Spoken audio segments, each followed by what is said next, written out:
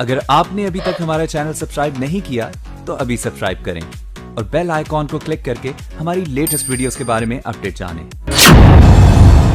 प्रदेश की अराजकता पर अखिलेश यादव का वार। प्रदेश में जंगल राज पर जताई अखिलेश यादव ने चिंता। हालातों को लेकर साधा सरकार पर निशाना। दबंगई और बढ़ते क्राइम पर ठनका अखिलेश यादव का माथा। हर मुद्दे पर सरकार का कर दिया सरेआम चीरहरण। अराजकता, दबंगई, उगाही, रेप, हत्या और अपहरण, यही आजकल उत्तर प्रदेश के हालात हैं और इन हालातों पर अब एक बार फिर हर किसी की चिंता दिखाई दे रही है। एक बार फिर प्रदेश की सियासत में बीजेपी पर तमाम आरोप लग रहे हैं। वही बीजेपी जिसने अराजकता, भ्रष्टाचार और दबंगई को खत्म करने का दावा किया था और सत्ता को कब्जाया था, लेकिन अब विपक्षी दल और आम आवाम सरकार के इस दावे की पोल खोल रही है और लगातार बढ़ती अराजकता, दबंगई, हत्या और अपहरण के मामलों को लेकर बीजेपी को हर कोई घेर रहा है। साथ ही योगी आदित्यनाथ के नेतृत्व पर सवाल उठा रहा है। बीजेपी के रामराज की तुलना जंगल राज से करते हुए एक बार फिर अखिलेश यादव ने सरकार को फेल करार दिया और साफ शब्दों में कहा कि सरकार किसी भी लिहाज से पास नहीं दिखाई देती। हर मोर्चे पर सरकार फेल दिखाई दे रही है और सरकार के नियमों के अलावा पुलिस का इकबाल अपराधियों के मन से खत्म हो गया है। अखिलेश यादव ने एक बार फिर एक के बाद एक हो रहे आपराधिक मामलों को मोहरा बनाते हुए प्रदेश की सरकार की धज्जियां उड़ा दी। समाजवादी पार्टी के राष्ट्रीय अध्यक्ष अखिलेश यादव ने कहा कि उत्तर प्रदेश में बीजेपी सरकार ना तो कोरोना वायरस के संक्रमण को रोक पा रही है और ना ही अराजकता और भ्रष्टाचार पर लगाम लगा पा रही है।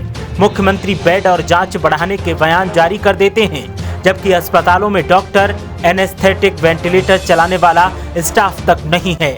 पुलिस की ठोको नीति का पहले गरीब पिछड़ों को शिकार बनाया जाता था, अब बीजेपी विधायकों और सांसदों का भी नंबर आ गया है।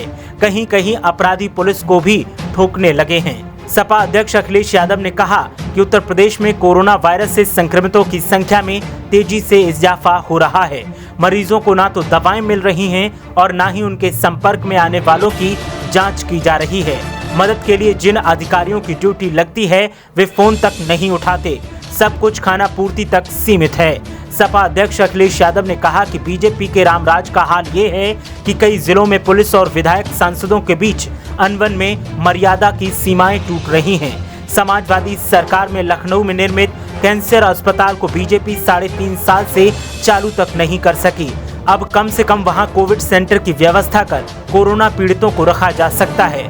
समाजवादी पार्टी के अध्यक्ष अखिलेश यादव ने कहा कि बीजेपी ने केवल वादे करना और भटकाने का काम किया है। ऐसा तो पहले कभी नहीं हुआ कि सचिवालय के अंदर फर्जी अधिकारी दफ्तर खोलकर बैठें और बेधड़क ठगी का धंधा करें।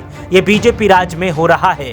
बिजली विभाग में पहले 4,000 करोड़ रुपए का पीएफ घोटाला हुआ और अब लाखों उपभोक्ताओं के साथ स्मार्ट मीटर घोटाला भी सामने आ गया।